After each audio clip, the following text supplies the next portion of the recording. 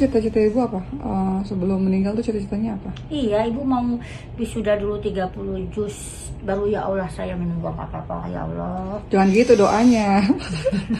Doanya jangan kayak gitu. Tapi ibu gak mau sampai meninggal dulu. Jadi ibu harus cepat-cepat menghafal biar cepat ibu ya Allah. Jadi kita harus siap-siap meninggal setiap saat. Jadi kalau kita mau dipanggil, alhamdulillah kita senang, kuburan kita terang, kita Sama udah punya Quran. pengajian. Ibu kemarin katanya mimpi Quran hilang, Ibu. gimana ceritanya? Mimpi ibu. Ceritanya ibu tuh udah di kuburan nih. Pertama kan gelap nih kan, sendirian kan. Pokoknya pertama mimpinya seperti itu loh. Ibu tuh udah tidur di kuburan gelap-gelap. Tiba-tiba malaikat ini datang gendong, nggak tahu malaikat nggak tahu siapa.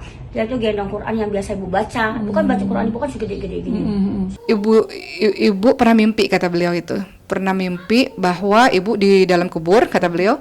Kemudian didatangi oleh seseorang, satu sosok yang membawa Al-Quran. Dan Al-Quran itu sangat terang, kata beliau. Tapi ada beberapa yang gelap, katanya. Ibu saya itu baru menghafalkan 10 juz Al-Quran, Mbak. Jadi kata beliau, awal mungkin karena ibu belum menghafalkan semuanya. Jadi Qurannya memang terang sekali, lebih terang dari siang, kata beliau. Tapi ada bagian yang gelap-gelap. Nah, dari situlah kemudian beliau bilang, saya takut sekali kalau saya keburu dipanggil oleh Allah dan belum menyelesaikan hafalan. Dan ibu saya bilang di video itu, dengan sampai akhirnya saya katakan, ibu jangan ngomong begitu.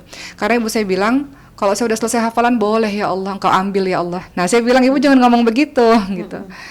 Jadi ibu saya bilang takut sekali kalau ibu takut. Itu videonya sangat panjang sebenarnya, tapi saya hanya posting di Instagram sedikit. Tapi kata ibu saya, ibu tuh takut sekali sama Al-Quran kalau belum menyelesaikan Al-Quran, dan Allah keburu manggil gitu.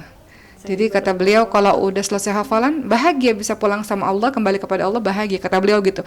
Bagi saya nggak semua orang ya bisa berbicara seperti itu. Bahkan saya sendiri pun nggak sanggup juga untuk berbicara seperti itu gitu. Jadi beliau inspirasi buat saya, teladan buat saya, dan saya berterima kasih juga. Saya banyak terharu sih Mbak sebenarnya, Masya Allah. Saya terharu dengan ibu saya. Saya minta maaf sekali pemirsa, saya bukan berniat untuk riak, tapi saya terharu dengan apa yang motivasi untuk saya pribadi yang masih jauh ini. Ibu itu Masya Allah, beliau itu, wah, kalau orang-orang, kadang-kadang orang bilang gini, Uma Oki, Masya Allah ya, begitu begini, udah ceramah, udah begitu begini, macam-macam lah gitu. Tapi mereka nggak tahu bahwa yang paling istiqomah menurut saya ya dalam keluarga, yang paling salihah dalam keluarga itu adalah ibu saya. Ibu saya itu nggak berhenti ngaji, Mbak, ya Allah, Masya Allah. Kemarin kita pergi keluar tuh, saya ceramah. Namanya kita kalau traveling kan capek ya.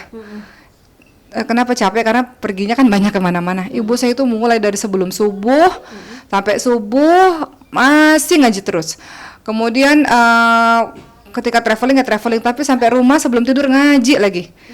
Kalau di rumah terus, biasanya ibu tuh mau menghabiskan waktu sehari 7 jam untuk sekedar ngaji. Total ya. 7 jam itu ngajinya sama guru, sisanya ngaji sendiri. Gitu. Ngaji sendiri kan beliau menghafalin Quran kan. Jadi 7 jam itu sama guru. Dan yang buat saya Masya Allah sih, beliau itu Masya Allah.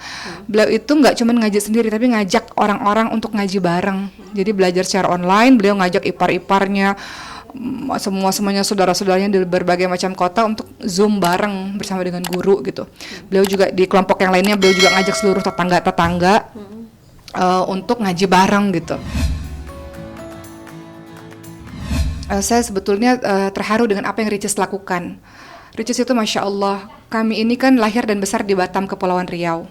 Kami punya rumah masa kecil yang sekarang sudah tidak ditinggali karena semua keluarga sudah di sini. Ketika papa meninggal, itu Ricis dalam waktu mungkin 2 bulan, 3 bulan, itu rumahnya papa, rumah masa kecil kami, itu dijadikan Ricis, dibuat menjadi 3 tingkat ya, rumah itu diperbesar sehingga menjadi rumah Quran. Dan rumah itu dinamakan rumah Quran untuk papa kami. Kemudian saya terharu sama Ricis. Ricis nggak pernah ceritain ke siapa-siapa, tapi dia adik yang Masya Allah, dia beli lagi di sebidang tanah yang sangat besar di belakang rumah kami untuk dijadikan rumah Quran dengan nama ibu kami, gitu.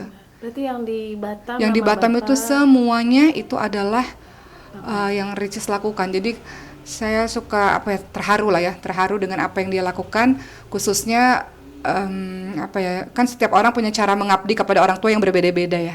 Ada yang mungkin saya punya waktu sehingga saya menemani ibu saya ke rumah sakit gitu.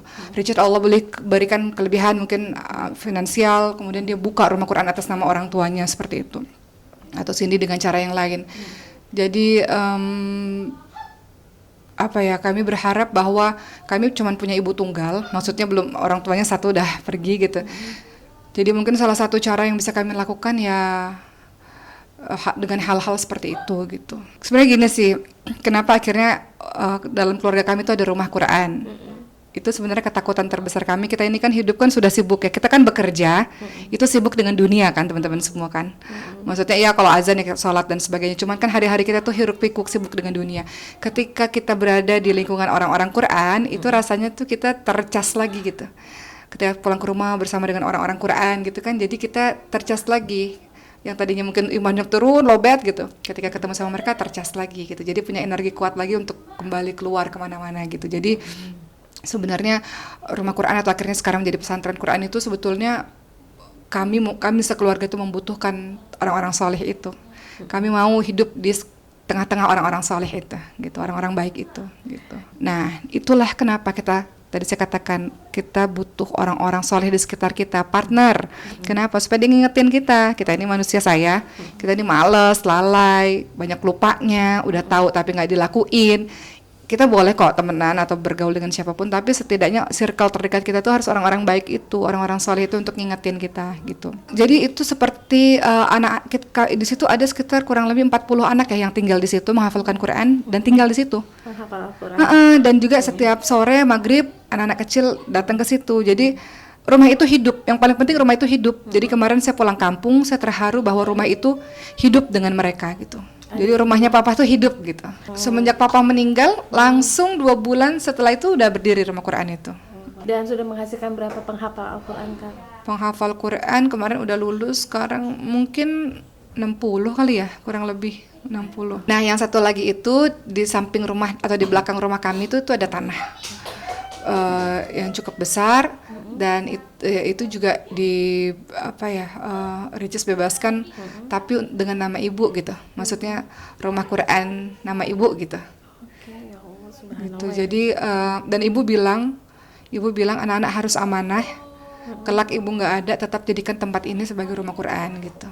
Yang gitu. untuk ibu sudah bangun atau belum? Untuk ibu, ini saya mau pulang kampung nih untuk ngurusin semuanya. Kalau pembangunan kan kita perlu lagi kan dana dan sebagainya. Nanti mudah-mudahan Allah berikan rezeki. Kadang-kadang banyak juga donatur yang masya Allah.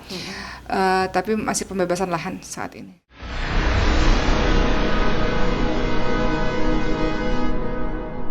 Jadi jangan lupa untuk subscribe Cumi Cumi.